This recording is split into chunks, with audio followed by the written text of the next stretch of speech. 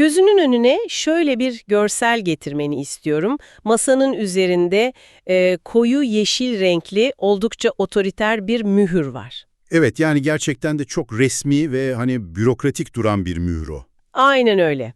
Mührün dış çemberinde de büyük harflerle Exile Lab International yani Uluslararası Sürgün Laboratuvarı yazıyor. İç çemberde ise kurumsal hafıza birimi ve arşiv sistemi ibareleri var. Sanki böyle yıllarca kilit altında tutulmuş, unutturulmuş bir geçmişin kapısını aralayan bir anahtar deliği gibi duruyor. Kesinlikle. Fakat bu mührün altında yatan şey hani öyle tozlu sıradan bir tarih kitabı değil. Sapar İklim adında bir yazar tarafından kaleme alınmış, Orta Asya'nın postkolonyal söylem mimarisi başlıklı çok acayip bir metin. Çok iddialı bir başlık aslında. Öyle. Bugün seninle sıradan bir bilgi yığınına değil, koca bir coğrafyanın hafızasını baştan aşağı yeniden inşa etmeye hedefleyen eşsiz bir derinlemesine keşif yolculuğuna çıkıyoruz. Ve bu o yeşil mührün hissettirdiği hani o kurumsal hafızayı onarma fikri var ya, işte o fikir elimizdeki bu devasa projenin tam kalbinde yer alıyor. Hı hı, doğru. Çünkü önümüzdeki bu dosya bildiğimiz anlamda bir makale veya tez falan değil. Üzerinde açıkça meta doküman yazıyor. Ya evet, meta doküman yani ne demek bu tam olarak? Üst belge gibi bir şey mi? Aynen öyle. Bir tür işletim sistemi aslında. Daha da çarpıcı olan kısım şu, Sapar İklim bu mimariyi yani insanlar otursun da okusun diye yazmamış, doğrudan bir yapay zekayı yani spesifik olarak notebook elemi yönlendirmek için kurgulamış. Hadi ya, doğrudan yapay zeka için yani. Evet, yapay zekaya sadece al bu tarihsel belgeleri özetle demiyor. Ona Orta Asya'yı analiz ederken kullanacağı yepyeni bir kavramsal çerçeve kodluyor. Yani bizim görevimiz de bugün tam olarak bu kodlamanın içine girmek aslında. Orta Asya'yı alışılageldiği gibi post-Sovyet yani Sovyet sonrası bir alan olarak değil, postkolonyal yani sömürgecilik sonrası bir bölge olarak tanımlayan bu entelektüel mimariyi inceleyeceğiz. Kesinlikle öyle. Çok katmanlı bir inceleme olacak bu. Yalnız tam bu noktada sen ve ben bu mimarinin çarkları arasına dalmadan önce dinleyicimize çok kritik bir hatırlatma yapmak istiyorum. Çok iyi olur çünkü konu biraz hassas. Ya evet, çünkü üzerine konuşacağımız bu devasa sistem doğası gereği son derece politik, iddialı ve tarihsel olarak yüklü argümanlar içeriyor. Bizim burada hiçbir siyasi taraf tutmadığımızı en baştan net bir şekilde belirtelim. Aynen öyle. Bizim bir devleti veya tarihsel bir görüşü onaylamak ya da yermek gibi bir amacımız asla yok. Asla. Bizim yegane misyonumuz orijinal kaynak materyalde yer alan bu çarpıcı ve hani sistemli entelektüel çerçevenin nasıl inşa edildiğini tarafsızca masaya yatırmak. Yani burada ne söyleniyor ve bir yapay zeka bu mantığı nasıl öğreniyor, sadece buna bakacağız. Bu sınırı çizmekte büyük fayda var gerçekten. Çünkü karşımızdaki meta doküman argümanlarını resmen bir mühendislik harikası gibi adım adım örüyor. Değil mi? İnanılmaz bir kurgusu var. Kesinlikle. Sistemin nasıl çalıştığını anlamak için de yapay zekanın eğitildiği o ilk faza, yani işin teorik temellerine inmemiz gerekiyor. Sistemin başlangıç noktası 21. yüzyılın akademik fikir birliğine dayanıyor aslında. Yani Sovyetler Birliği'ni yeniden mi tanımlıyor? Aynen, Sovyetler Birliği'ni sadece başarısız olmuş ideolojik bir devlet veya basit bir federasyon olarak görmeyi reddediyor sistem. Bunun yerine onu doğrudan bir sömürge imparatorluğu olarak tanımlıyor. Anladım. Yapay zekaya verilen ilk komut da bu işte. Tarihi okurken merkezle çevre arasındaki o ilişkiyi sömürgeciyle sömürgeleştirilen arasındaki ilişki olarak kodla diyor. Ya dur, hadi bunu biraz açalım bence. Çünkü teori kulağa iddialı geliyor ama zihnimde oturtmakta zorlandığım temel bir mesele var. Nedir o? Şimdi genelde hani sömürge imparatorluğu dendiğinde aklımıza otomatik olarak okyanus aşırı topraklar gelir. Yani mesela İngiltere'nin gemilere binip aylarca yol giderek Hindistan'ı sömürgeleştirmesi falan gibi. Evet, klasik sömürgecilik algısı budur zaten. Tamam, ama Orta Asya ve Rusya bağlamında araya okyanusların girmediği, sınırların böyle birbirine yapışık olduğu devasa bir kara parçasından bahsediyoruz. Yani bu bitişiklik durumu sömürgecilik dinamiklerini anlamamızı nasıl zorlaştırıyor sence? İşte okyanusun olmaması dünya tarihindeki en büyük kolonyal illüzyonlardan biridir aslında. Ve sistemin yapay zekaya öğrettiği en kritik kırılma noktası da tam olarak burası. Yani okyanus olmayınca sömürge olduğu anlaşılmıyor mu? Kesinlikle. Okyanus aşırı sömürgelerde sömüren ile sömürülen arasındaki coğrafi mesafe o ilişkinin adını koymayı çok kolaylaştırıyor. Londra'dan kalkıp Yeni Delhi'ye gittiğinizde hani orada yabancı bir gücün tahakkümü altında olduğunuz coğrafi olarak çok sabittir. Yani onlar oradadır, biz buradayız diyebiliyorsun. Aynen öyle. Ancak bitişik kara imparatorluklarında işler farklı. Sınırlar sürekli ve yavaş yavaş genişler. Yeni fethedilen bir toprak parçası bir süre sonra merkezin böyle doğal bir uzantısıymış, tarihi bir parçasıymış gibi sunulmaya başlanır. Çok sinsi bir ilerleme aslında bu. Öyle. Arşiv sistemi de yapay zekaya Rus İmparatorluğu'nun o Çarlık döneminden başlayıp Sovyetler Birliği'ne uzanan kesintisiz kara sömürgeciliğini gösteriyor. Asimilasyon ve Ruslaştırma politikaları bu yüzden okyanus aşırı örneklere göre çok daha derinden ve acımasızca işliyor. Çünkü hani okyanus ötesindeki bir toprağı sadece ekonomik olarak sömürüp bırakabilirsin. Ama sınırındaki o toprağı kendi gövdene katmak tamamen kendine benzetmek zorundasın. Mekanizma tam da böyle çalışıyor işte. Sistemin tarihten getirdiği kanıtlar sadece dil öğretmekten ibaret masum bir kültürel etkileşimi anlatmıyor.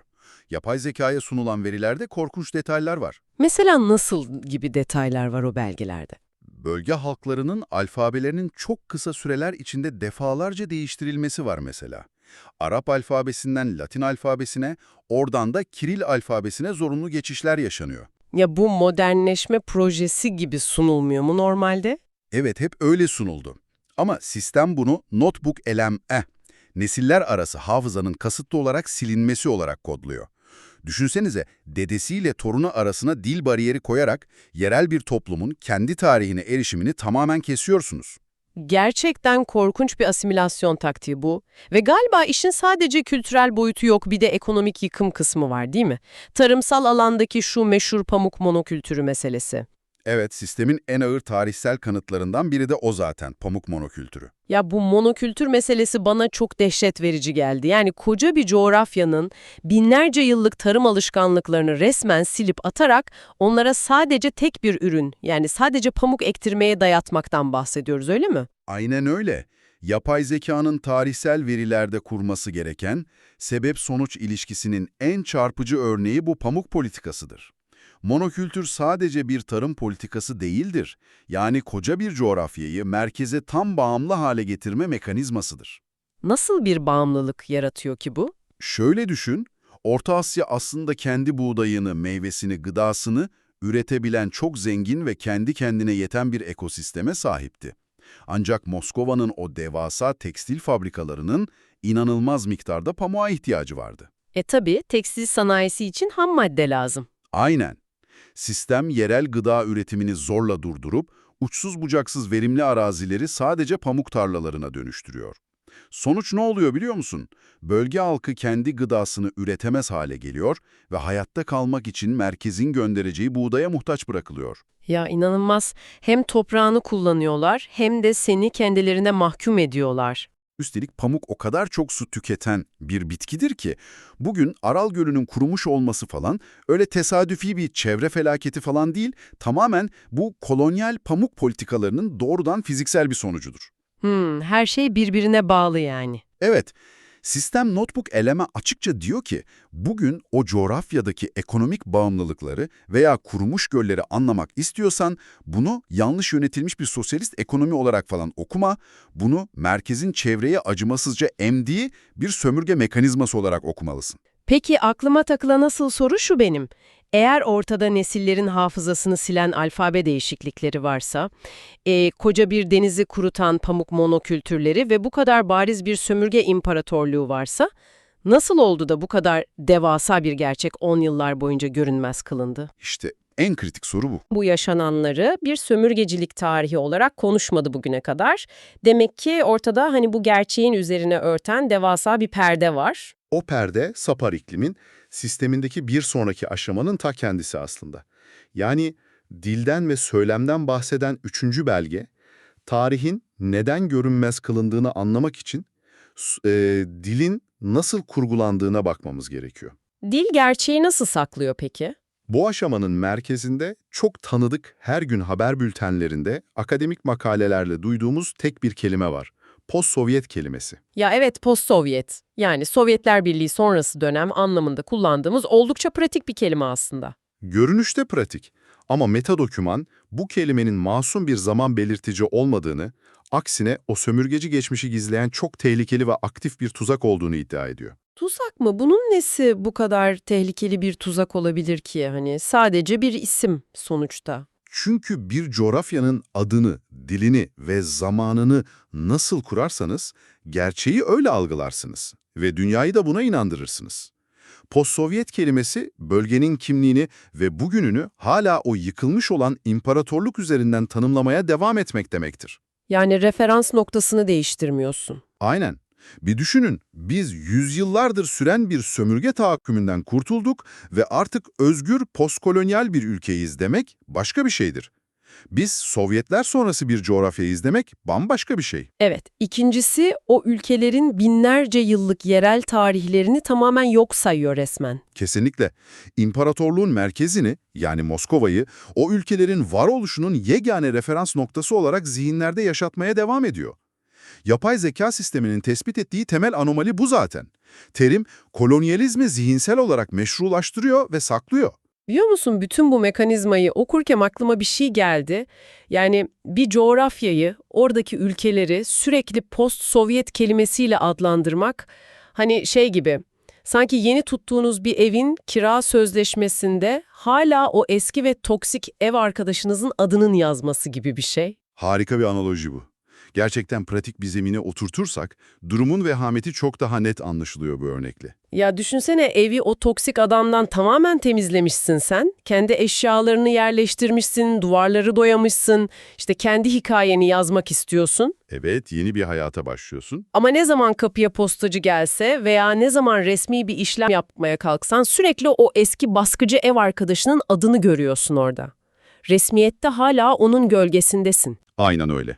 Resmen o ülkelerin kendi özgün kimliklerini bulmalarını engelliyor. Seni geçmişe çıpalıyor. Ve o sözleşmede eski ev arkadaşının isminin yazılı kalması sadece psikolojini bozan bir yük değil, uluslararası alanda o evin yasal sahibinin kim olduğu konusunda da devasa bir hukuki karmaşa yaratıyor. İşte işin hukuki boyutu da var tabii. Evet ve bu da bizi sistemin bir sonraki mantıksal geçişine getiriyor. Yani söylemden hukuka sıçradığı o kritik 4. belgeye. Eğer dünyaya tanımladığın o post-Sovyet söylemi yanlışsa, uluslararası arenadaki hukuki statünde eksiktir ve seni korumaz. Çok mantıklı. Sistem yapay zekaya açıkça şu komutu veriyor.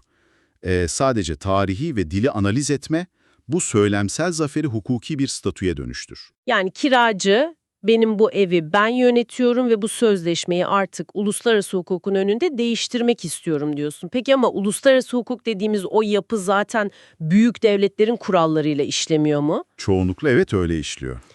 O zaman Orta Asya ülkeleri hukuken biz sömürgeydik, şimdi postkolonyal statü istiyoruz dediğinde bu yasal olarak nasıl kanıtlanacak, o büyük devletler buna izin verir mi? İşte metadokümanın hukuki boyutu tam da burada devreye çok güçlü bir kavram sokuyor.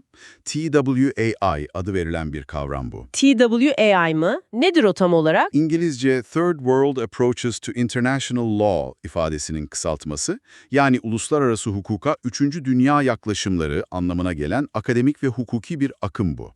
Anladım. Nasıl çalışıyor peki? Wales, senin de az önce bahsettiğin o büyük sorunu merkeze alıyor. Yani mevcut uluslararası hukukun aslında batılı ve sömürgeci merkezler tarafından kendi güçlerini korumak için yazıldığı gerçeğini kabul ediyor. Yani geleneksel hukuk zaten imparatorlukların lehine çalışıyor diyorsun. Kesinlikle.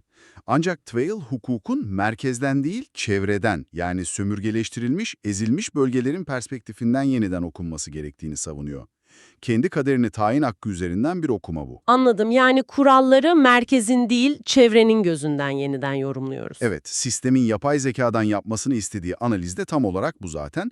Birleşmiş Milletler'in sömürgecilikle ilgili aldığı tarihi kararları taramasını istiyor. Ve bunları Orta Asya'ya mı uyarlıyor? Aynen öyle. Orta Asya'da uygulanan o pamuk monokültürünü, zorunlu Rusifikasyonu veya sınırların keyfi olarak çizilmesini BM'nin sömürgecilik kriterleriyle eşleştiriyor tek tek. Çok zekice bir hamle bu.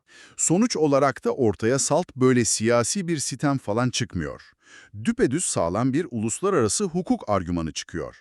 Orta Asya, uluslararası arenada hukuken resmen bir postkolonyal statü hak etmektedir diyor. Bu statü kabul edilirse ne olur peki? Bu statü ileride kültürel hakların geri alınmasından tutun da o devasa ekolojik tahribatın tazminine kadar pek çok kapıyı aralayabilecek yasal bir zemin demek. Tamam, elimizde sömürgeciliğin kesintisiz devam ettiğini kanıtlayan bir teori var. Post-Sovyet kelimesinin zihinsel bir hapishane olduğunu da tespit ettik. Dili de temizledik. Evet, adımları tek tek atıyoruz. Gittik bir de üstüne tuval prensipleri üzerinden uluslararası arenada hukuki zeminimizi de inşa ettik. Hani mükemmel bir argümanlar silsilesi oldu bu. Gerçekten kusursuz bir kurgu. Ama bütün bunlar dijital bir ortamda, yani notebook elemin hafızasında durduğu sürece sadece kağıt üzerinde kalan soyut fikirler, değil mi? Bir sistemin, o işletim sisteminin gerçek dünyada, politikada somut bir değişime yol açması gerekmiyor mu? Yapay zeka bunu nasıl entegre edecek? Sapar iklimin tasarımındaki deha işte tam da 5. belgede parlıyor. İşletim sistemi argümanları kanıtlamakta yetinmiyor. Hani bu haklılığı gerçek bir diplomasiye dönüştürmek için bir uygulama stratejisi barındırıyor. Somut adımlar var yani işin içinde. Aynen. Sisteme yüklenen tüm bu tarihi ve hukuki verileri kullanarak elitlere, karar alıcılara yönelik pratik yol haritaları üretiyor. Notebook elemin buradaki görevi çok kritik. O sadece bir asistan değil, tam bir strateji jeneratörü. Yani yapay zekaya bana bir politika üret dediğinde arka plandaki o devasa postkolonyal hukuku kullanıp sana metin mi veriyor? Tıpkı öyle. Diyelim ki Cenevre'de bir Birleşmiş Milletler Su Hakları Zirvesi var. Sistem Orta Asyalı bir büyükelçi için briefing hazırlarken bizim su sorunlarımız var gibi öyle sıradan zayıf bir metin yazmıyor. Nasıl bir metin yazıyor peki? Arka plandaki o pamuk monokültürünün yarattığı ekolojik sömürge tahribatı argümanını çekiyor, TWAL prensiplerini de işin içine katarak diplomatın masaya güçlü bir postkolonyal hak talebiyle oturmasını sağlıyor. İnanılmaz bir kaldıraç gücü bu. Ya da düşün, Almatı'daki bir üniversite için sosyoloji müfredatı tasarlarken tarihi olayları Rus merkezli bir modernleşme hikayesi olarak değil, bilincin nasıl sömürgeleştirildiği üzerinden anlatan bir ders programı dizayn ediyor. Anlıyorum. Yani üniversite kürsülerinden Birleşmiş Milletler salonlarına kadar o post-Sovyet toksik ev arkadaşı sözleşmesini yırtıp atacak yepyeni bir dili resmi kurumlar aracılığıyla enjekte ediyor. Tam olarak hedeflenen strateji bu işte. Medya büyükelçiler ve akademisyenler üzerinden bölgesel bir fikir birliği yaratmak. Elitler, diplomatlar, profesörler. Tamam, bunları anladım. Peki ama hani burada bir sorun yok mu sence? Ne gibi bir sorun? Büyükelçilerin o kapalı kapılar ardında konuştuğu metinler veya üniversitelerdeki karmaşık müfredatlar sokağa ne kadar yansır ki? Yani eğer bu strateji sadece elitlerin salonlarında kalırsa, o pamuk tarlalarında hayatı kuruyan sıradan halkın zihnindeki zincirleri nasıl kıracak? Çok haklı bir yere parmak bastın. Bu mimarinin bir noktada o soğuk politikalardan çıkıp doğrudan halkın kimliğine dokunması gerekmez mi? Gerektiği için zaten sistem son ve en vurucu aşamasıyla, yani 6. belgeyle tamamlanıyor. O diplomatik briefinglerin bittiği yerde yapay zekanın beslendiği son kavram seti devreye giriyor. Özgürlük Manifestosu. Manifesto mu? Bayağı duygusal bir şeye benziyor bu. Evet, bu noktada mimari artık soğuk akademik bir devlet politikası olmaktan çıkıyor, doğrudan bireye, halkların kalbine seslenen, biz postkolonyal halklarız diyen varoluşsal bir manifestoya dönüşüyor. Yani mesele artık devletlerin uluslararası hukuktaki yeri falan değil, o devleti oluşturan bireyin kendi aynasına nasıl baktığıyla ilgili. Nokta atışı bir tespit yaptın, manifestonun merkezinde öznellik yani subjektivite kavramı var. Nasıl açıklıyor bunu? Yüzyıllar boyunca merkezin yani sömürgecinin gözünden tarihin bir nesnesi olmuşsun sen. Üzerine planlar yapılan, alfabesi değiştirilen pasif bir obje. İşte manifesto bireyin artık bu nesne olma halini reddedip kendi tarihin öznesi olmasını talep ediyor. Kendi hikayeni kendin yaz diyorsun. En önemli kavramsal hedef ise bilincin dekolonizasyonu. Yani sömürgeciliğin sadece topraklardan değil, zihinlerden, estetik anlayışından, o aşağılık komplekslerinden sökülüp atılması. Hani şu merkez her zaman haklıdır ve daha medenidir algısının yıkılması. Evet, tamamen o. Kendi diline, kültürüne, kendi varoluşuna yepyeni ve özgür bir gözle utanç duymadan sahip çıkılması süreci bu. Tek kelimeyle muazzam bir tasarım gerçekten. Yani geldiğimiz noktaya bir baksana. Sadece yeşil bir mührün altındaki bir meta dokümanla başladık işe. Evet, nereden nereye geldik? 21. yüzyılın o soğuk teorisinden yola çıkıp pamuk tarlalarının kuruttuğu göllerin, silinen alfabelerin tarihine indik. Oradan post-Sovyet kelimesinin zihnimize hapsettiği o toksik tuzağı keşfettik. Dili kırmak için de uluslararası hukuku masaya getirdik. Aynen öyle. Tivzi Law dedik, yapay zekaya diplomatik stratejiler yazdırdık falan ve bütün bu devasa mühendislik harikasının en tepesine de sıradan bir insanın kalbinde atan o varoluşsal manifestoyu yerleştirdik. Teoriden kimliğe uzanan kusursuz bir bütünlük gerçekten. Peki tüm bu analizlerin, yapay zekaya kodlanan bu derin argümanların nihayetinde asıl anlamı ne sence? Yani bu çaba bizi günün sonunda nereye götürüyor? Bizi götürdüğü yer bilginin ve hafızanın ne işe yaradığıyla ilgili çok temel bir yüzleşme aslında. Bilgi sadece geçmişte ne olduğunu kaydetmek için toplanmaz. Geleceği kurmak için kullanılır. Aynen öyle. Bilgi bugünü anlamlandırmak ve geleceği farklı bir şekilde inşa etmek için bir araçtır. Sapar iklimin bu arşivi basit bir veri yüklemesi veya özet çıkarma aracı değil kesinlikle. Yepyeni bir kimlik inşası. Koca bir coğrafyanın kendi hikayesini hani o eski imparatorlukların ona dayattığı kelimelerle değil, kendi seçtiği gerçek acılarını yansıtan kelimelerle yeniden yazma çabasıdır bu. Toplumsal bilincin kendi kaderini tayin etme hakkına sahip çıkmasıdır. Her şeyin nasıl birbirine bağlandığını harika özetledim bence. Programımızın sonuna yaklaşırken en başta verdiğimiz o sözü, izlediğimiz sınırı bir kez daha hatırlatmakta büyük fayda var. Evet, o tarafsızlık vurgusu çok önemli. Biz bugün bu masada sadece ExilLab arşivinden çıkan belgelerin o 6 aşamalı işletim sisteminin entelektüel mimarisini inceledik. Amacımız tamamen dışarıdan, objektif bir gözlemci olarak bu çerçevenin nasıl işlediğini seninle paylaşmaktı. Hiçbir siyasi pozisyon almadık, tarihi devlet politikalarını yargılamadık. Kesinlikle sadece önümüze konan bu devasa zihinsel mühendisliğin bir yapay zekanın algısını nasıl yeniden programladığına dair o çarpıcı manzaraya bir pencere açtık. Ve bence dışarıdan baktığımız bu manzara sadece o spesifik bölge için değil, insanlık tarihi için çok temel bir kuralı yüzümüze çarpıyor. Nedir o kural? Kelimelerin, kavramların ve hukukun insan toplumlarının kaderini, özgürlük algısını nasıl santim santim belirlediğini çok net bir şekilde gösterdi bize. Kesinlikle öyle. İşte tam da bu noktada masadaki o yeşil arşiv mührünü kapatırken buradan yola çıkarak doğrudan sana kendi gerçeğine seslenmek istiyorum ben. Bence herkesin kendine sorması gereken bir soru var burada. Evet, bugün bu belgeler, bu uzun soluklu keşif bize tek bir kelimenin, sadece post-Sovyet gibi masum görünen bir etiketin bile devasa bir coğrafyanın kaderini, geçmişini görünmez bir hapishaneye nasıl kilitleyebileceğini gösterdi. Dili değiştirmenin aslında kaderi değiştirmek olduğunu anladık. Aynen öyle.